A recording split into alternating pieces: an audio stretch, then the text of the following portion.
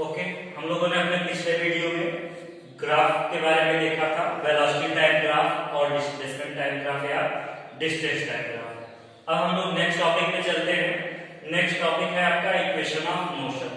Equation of motion से कई questions आते हैं। इसके लिए ग्राफिकल मेथड के द्वारा इक्वेशन ऑफ मोशन को प्रूव करने के लिए, ड्राइव करने के लिए भी देता है और इससे न्यूमेरिकल्स भी आते हैं। ओके, तो equation of motion, there are 3 equation of motion.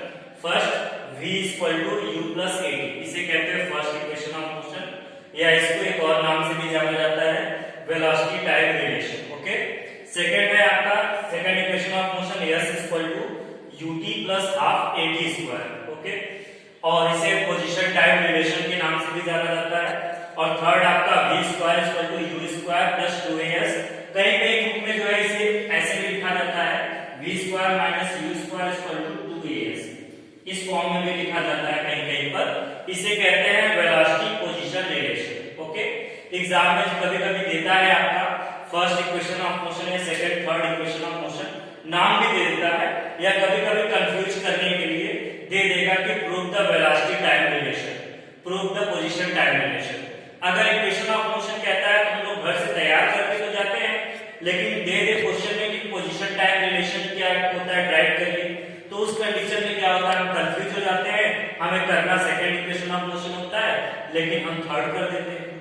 तो इस तरह से गलतियां हो जाती हैं, इसलिए इसको भी आप ध्यान में रखिएगा कि velocity time relation, position time relation और वेलोसिटी पोजीशन रिलेशन किसको कहा जाता है। ओके, अब हम इनके डेरिवेशन को देखते हैं। एक और चीज होता है, ये इक्वेशन ऑफ मोशन में कभी कभी जब बॉडी एक्सेलरेशन में होता है तो यहाँ पर प्लस लगा हुआ है, जो इसे जब रिटार्डेशन होता है या बॉडी की वेलोसिटी घटती है तो उस कंडीशन में इसकी जब हम इसका वैल्यू रखते हैं एक्सेलरेशन का, तो यहाँ पर प्लस की जगह नेगेटिव साइन का इस्तेमाल करते हैं। तो ये आपका v equal to u minus at, s equal to ut minus half at square या v square equal to u square plus 2s, इसको हम माइनस यहाँ लगा देते हैं। ओके, और कभी कभी बॉडी का मोशन हॉरिजॉन्टली न होकर वर्टिकल ऊपर और नीचे की तरफ होता है। जैसे किसी स्टोन को जब हम ऊपर की तरफ फेंकते हैं या किसी छत से किसी स्टोन को जब नीचे की तरफ गिराते हैं, तो यहाँ पर एक्सेलरेशन को हम रिप्लेस कर देते हैं किसके द्वारा, acceleration due to gravity G के द्वारा हम रिप्लेस कर देते हैं। तो हमारा इक्वेशन ऑफ मोशन जहां जहां पर a है ये कुछ इस तरह से हो जाता है, v equal to u plus gt, और सेकंड हो जाएगा s equal to ut plus half gt square, और थर्ड आपका हो जाएगा v square equal to u square plus 2gs। और यहाँ पर s को h के द्वारा भी रिप्लेस कर दिया जाता है, क्योंकि जब हम ऊपर या नीचे की तरफ मोशन करते हैं तो वहां डिस्टेंस न होकर उसे हम हाइट के द्वारा लिखते हैं, तो उसे h के द्वारा रिप्लेस करते हैं और एक्सेलरेशन a को g के द्वारा रिप्लेस कर दिया जाता है। ओके, अब हम इनके डेरिवेशन को देखेंगे, और डेरिवेशन में मेन आपका ग्राफिकल मेथड के द्वारा होता है। ठीक है, तो ग्राफिकल मेथड के द्वारा मेथड्स पूछे जाते हैं। तो यहाँ पर हम ग्राफिकल मेथड के द्वारा तीनों इक्वेशन ऑफ मोशन के डेरिवेशन को देखते हैं। ओके, पॉज कर दीजिए। ओके, अब हम देखेंगे derivation of equation of motion by graphical method. तो इसमें कुछ सिंबल्स इस्तेमाल होंगे जिनके हम देख लेते हैं कि s से डिस्टेंस को रिप्रेजेंट करेंगे, t से टाइम को, u आपका इनिशियल वेलोसिटी होता है, v फाइनल वेलोसिटी और एक एक्सेलरेशन। ओके, तो यहाँ पर हम एक वेलोसिटी टाइम ग्राफ ले लेते हैं। इस वेलोसिटी टाइम ग्राफ पर ओरिजिन को हम कौन से रिप्रेजेंट करते हैं, मान लेते हैं कि कोई मूविंग बॉडी है जो पोजीशन a पर है। ठीक है, कुछ टाइम वो t टाइम चलने के बाद पोजीशन b पर पहुंच जाता है, जहां पर अगर उसकी पोजीशन a पर उसकी इनिशियल वेलोसिटी u थी, b पर पहुंचने पर मान लेते हैं उसकी फाइनल वेलोसिटी v हो जा रही है, और टाइम t लगा, इस t टाइम में उसके द्वारा ट्रेवल किया गया डिस्टेंस मान लेते हैं s है। और चूंकि यहाँ वेलोसिटी बॉडी की चेंज हो रही है, u टू v हो रही है, तो यहाँ पर एक एक्सेलरेशन भी प्रोड्यूस होगा जिसे हम a के द्वारा रिप्रेजेंट करते हैं। तो अब फर्स्ट इक्वेशन ऑफ मोशन देखते हैं। तो फर्स्ट इक्वेशन ऑफ मोशन हम इसे कहते हैं वेलोसिटी टाइम रिलेशन। तो यहाँ पर वेलोसिटी टाइम रिलेशन में इसको कैसे निकालेंगे। ओके, तो जैसा कि मैंने आपको बताया था एक्सेलरेशन के लिए कि एक्सेलरेशन क्या होता है, तो ग्राफ में जो ग्राफ का स्लोप होता है वो एक्सेलरेशन को रिप्रेजेंट करता है। तो यहाँ पर स्लोप हमारा ab है, तो ab आपका एक्सेलरेशन को हमने पिछले अपने सेक्शन में आपको फार्मूला भी बताया ग्राफ में कि AB स्लोप AB को कैसे निकालते हैं। तो इसके लिए क्या करते हैं, सबसे पहले B पॉइंट से परपेंडिकुलर लाइन टाइम एक्सिस पे ड्रॉ करते हैं और फिर A से भी एक परपेंडिकुलर लाइन इस तरह से यहाँ पर ड्रॉ कर लेते हैं। मान लेते हैं ये कोई पॉइंट C है, यहाँ पर कोई पॉइंट D है। ओके, तो स्लोप AB कितना होगा, तो स्लोप AB को निकालने के लिए फॉर्मूला आपका होता है क्या, BD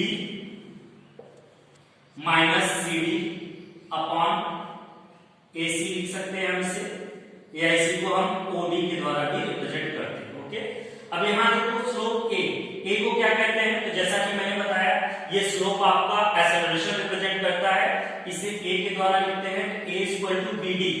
BD क्या होता है, तो B to D को इस तरह से वेलोसिटी एक्सिस पे हम देखेंगे तो ये क्या है हमारा V के द्वारा रिप्रेजेंटेड है, माइनस CD किसके द्वारा रिप्रेजेंटेड है, U के द्वारा रिप्रेजेंटेड है, और यहाँ OD है O to D, तो O to D मान लेते हैं कितना टाइम लग रहा है, T टाइम लग रहा है। तो इसको अगर T से लिखें तो ये हो जाएगा हमारा A equal to V minus U upon T, इसे क्रॉस मल्टीप्लाई कर लेते हैं AT equal to V minus U, या ये U इस तरह से ट्रांसपोज हो जाएगा, इक्वेशन बन जाएगा V equal to U plus AT। Okay, तो इस तरह से हम फर्स्ट इक्वेशन ऑफ मोशन को राइट कर लेते हैं। अब हम देखेंगे second equation of motion. Second equation of motion को ग्राफ के द्वारा ही डिटरमाइन करना कि कैसे हम सेकेंड इक्वेशन ऑफ मोशन को राइट करेंगे। तो सेकेंड इक्वेशन ऑफ मोशन क्या होता है, सेकेंड इक्वेशन ऑफ मोशन ये क्या होता है, तो जैसा मैंने आपको बताया ये होता है आपका S equal to UT plus half AT square. Okay, तो यहाँ पर इसको हम सेकेंड इक्वेशन ऑफ मोशन को एक और नाम से जानते हैं, पोजीशन टाइम रिलेशन। तो यहाँ पर पोजीशन टाइम रिलेशन यहाँ पर देख रहे हैं क्या है, ये S equal to UT plus half AT square, यानी S क्या है, उसका डिस्टेंस ट्रेवल, और डिस्टेंस ट्रेवल के लिए वेलोसिटी टाइम ग्राफ पर मैंने आपको बताया था पिछले सेक्शन में कि डिस्टेंस ट्रेवल निकालने के लिए क्या करते हैं, एरिया निकालते हैं, एरिया अंडर द स्लोप। तो स्लोप AB के नीचे कितना एरिया है, ये टोटल एरिया जो है कवर्ड है, तो इस पूरे एरिया को हम डिटरमाइन करेंगे, और इसको डिटरमाइन करने के लिए इसे दो भागों में बांट दिया गया है। यहाँ पर एक ट्रायंगल के फॉर्म में ट्रायंगल ACB, और दूसरा एक रेक्टेंगल है ACDO। इस तरह से इस एरिया को दो भागों में बांटा गया है, और जैसा कि फॉर्मूला होता है distance travelled by moving body equal to क्या होता है, area under the slope A। ठीक है, तो इसको हम दो भागों में बांटते हैं, ये क्या हो जाएगा आपका, डिस्टेंस को S से लिखिए तो S इक्वल टू ये हो जाएगा आपका area of triangle ACB plus area of rectangle OACD।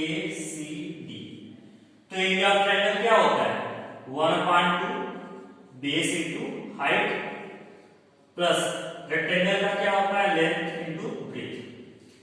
तो S इक्वल टू 1/2, बेस कितना है ट्रायंगल में AC, और हाइट कितना है BC, प्लस रेक्टेंगल के केस में देखें तो ये क्या हो जाएगा, लेंथ O से D तक, और ब्रेथ कितना हो जाएगा B से C तक, या ऐसे लिख सकते हैं O से A तक, OA। ओके, तो ये हो जाएगा S equal to half AC की वैल्यू कितनी है, तो AC किसके बराबर है, OD के, और OD की वैल्यू कितनी है T, तो यहाँ पे हो जाएगा इंटू T, और BC B to C, तो B से C तक, BC को क्या लिख सकते हैं हम, तो BC को हम लिख सकते हैं क्या, BD माइनस CD, ये लिख सकते हैं। Okay, plus OD T into OA कितना है, O से A तक, तो ये कितना है U, तो ये हो जाएगा हमारा S equal to half into T, BD की वैल्यू क्या है V, माइनस CD की वैल्यू क्या है U, प्लस यहां भी हो जाएगा U इंटू T, ये आपका UT हो जाएगा। तो V माइनस U, अब इस V माइनस U की वैल्यू हम क्या कहां से निकालेंगे, तो फर्स्ट इक्वेशन ऑफ मोशन में यहां आप देखते हैं तो ये फर्स्ट इक्वेशन ऑफ मोशन है। यहाँ इसके ऊपर जस्ट देखते हैं हम कि v माइनस यू की वैल्यू क्या है, a इंटू टी है। तो यहाँ से आप फर्स्ट इक्वेशन ऑफ मोशन से v माइनस यू की वैल्यू रख लेंगे, तो ये हो जाएगा s equal to half t into इसकी वैल्यू हो जाएगा क्या, a टी प्लस ये हो जाएगा u T.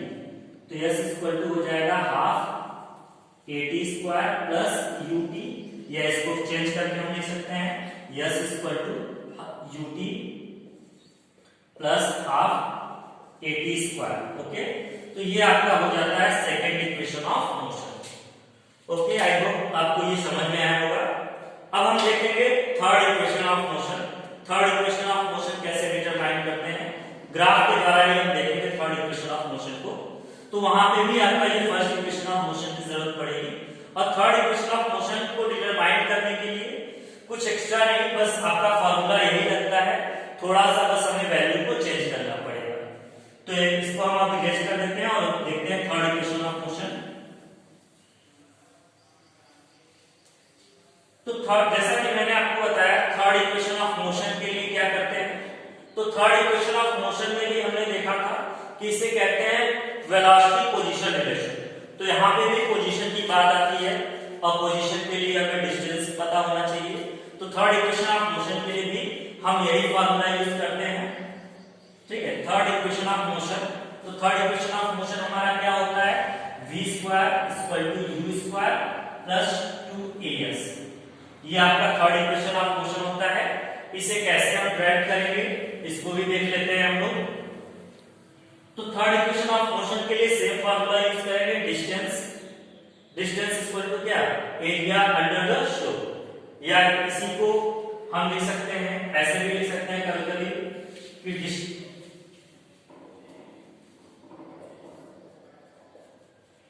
Distance travelled by moving body equal to area of trapezium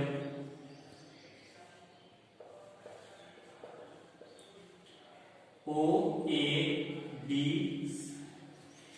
D O. ठीक है, तो ये आपका ट्रेपेजियम हो जाएगा ओ ए बी डी ओ। इसे हम अलग से बना के दिखा देते हैं। तो ये आपका इस तरह से ओ ए बी डी और ये ओ। तो ये आपका एक ट्रेपेजियम का शेप ले लेता है। तो जैसा कि हमने पिछले वीडियो में बताया था कि डिस्टेंस को क्या करते हैं, डिस्टेंस निकालने के लिए स्लोप के अंडर जो एरिया होता है उसी को निकाला जाता है। तो यहाँ आप एरिया को दो भागों में न डिवाइड करके पूरा एक साथ एक ही पार्ट में निकालेंगे। तो ये शेप हमारा ट्रेपेजियम का होता है, इसलिए मैंने यहाँ लिख लिया area of trapezium O A B C D O B D O. Okay, तो डिस्टेंस को यस से लिखते हैं। तो यस इक्वल टू क्या हो जाएगा आपका, तो एरिया ऑफ ट्रेपेजियम का फॉर्मूला क्या होता है, 1/2 इंटू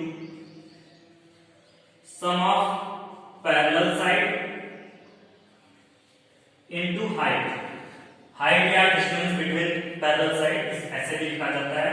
तो यस इक्वल टू क्या हो जाएगा, 1/2 sum of parallel side. Parallel side क्या है, तो यहां पर देखते हैं पैरेलल साइड कौन कौन से हैं, एक ये है और एक ये है। तो ये OA और ये क्या है, B2D। तो ये हो जाएगा क्या, OA प्लस BD, ये सम ऑफ पैरेलल साइड हो जाएगा इनटू डिस्टेंस या हाइट है। तो हाइट क्या होता है, पैरेलल डिस्टेंस बिटवीन देम। तो यहां से पैरेलल साइड के बीच डिस्टेंस कितना है, तो डिस्टेंस को हम AC से भी लिख सकते हैं और O2D। इसी फिगर को अगर हम इस तरह से चेंज कर दें, OA ये आपका B, ये D और O। तो यहाँ पर देखिए हाइट पैरेलल साइड ये हो गया और हाइट क्या है, OD है। तो इसलिए हम इसको OD लिख लेते हैं। अब ग्राफ के द्वारा इनकी वैल्यू रख लेते हैं। तो यस इक्वल टू क्या हो जाएगा, हाफ OA ये कितना है, U है। तो इसको लिखेंगे हम क्या, U प्लस BD ये कितना है, V। तो इसकी वैल्यू हो जाएगा V इंटू OD की वैल्यू क्या है, D है। इसको हम फिर एक्सचेंज कर लेते हैं, यस इक्वल टू हाफ, इसे हम V प्लस U भी लिख सकते हैं और इनटू टाइम T। अब by first equation of motion by first equation of motion time की वैल्यू क्या होती है, तो फर्स्ट इक्वेशन ऑफ मोशन से हम टाइम की वैल्यू निकालेंगे। ओके, तो यहां देखते हैं हम फर्स्ट इक्वेशन ऑफ मोशन क्या होता है, ए v इक्वल टू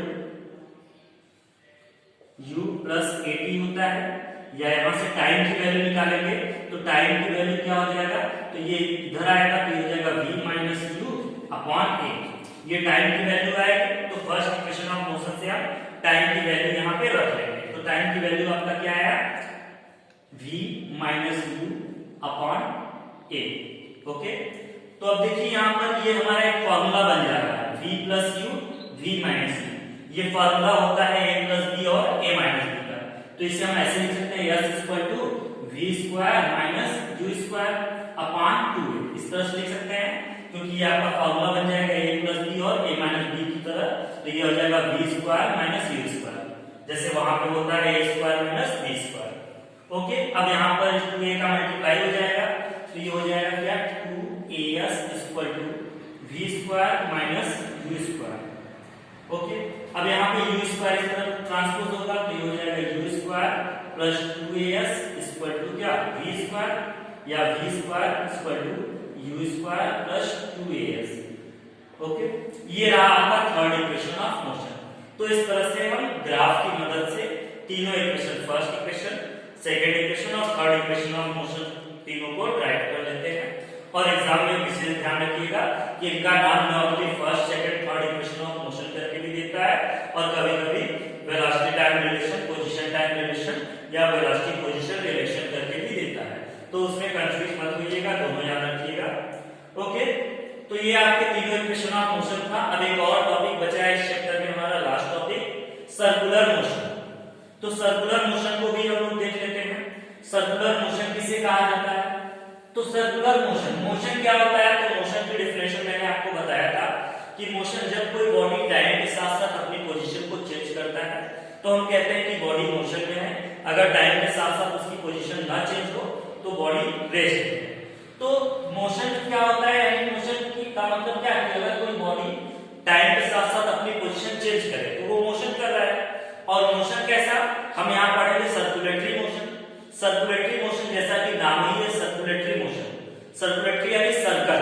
तो अगर कोई बॉडी एक सर्कुलर पथ पर, अगर कोई मूविंग बॉडी किसी सर्कुलर पथ पर मोशन कर रहा है तो उसके मोशन को हम कहते हैं सर्कुलेटरी मोशन। और अगर उसकी वेलोसिटी कांस्टेंट है, यानी अगर बॉडी जिस वेलोसिटी से मूव कर रहा है अगर उसकी वेलोसिटी कांस्टेंट है तो इसी को हम कहते हैं यूनिफॉर्म सर्कुलेटरी मोशन, कि बॉडी का मोशन कैसा है, तो the body is moving under the uniform circulatory motion. Okay, तो ये आपका होता है सर्कुलेटरी मोशन और यूनिफॉर्म सर्कुलेटरी मोशन। इसमें हम एक फॉर्मूला भी देखेंगे, कभी-कभी न्यूमेरिकल्स में यूज होता है। तो सर्कुलेटरी मोशन के कंडीशन में अगर हम वेलोसिटी की बात करें कि वेलोसिटी कितना होगा, तो वेलोसिटी इक्वल टू होता है हमारा क्या, डिस्टेंस अपॉन टाइम।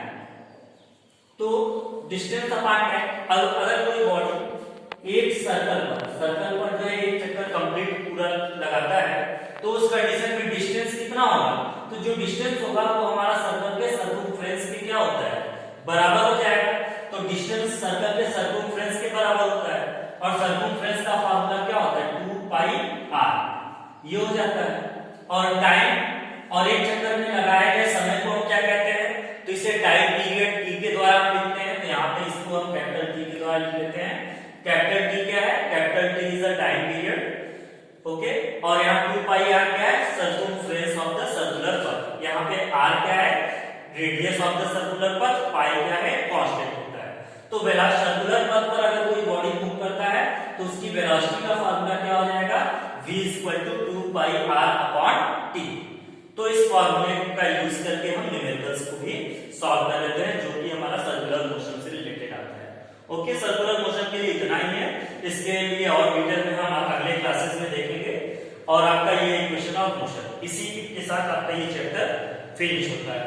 अब अगर इस चैप्टर से रिलेटेड, मोशन चैप्टर से रिलेटेड आपको कोई भी डाउट अगर होता है तो नीचे कमेंट बॉक्स में जाकर हमें कमेंट जरूर करें, और आपके कमेंट्स के जवाब, आपके क्वेश्चंस के जवाब हम नेक्स्ट वीडियो के द्वारा जरूर देंगे। ओके।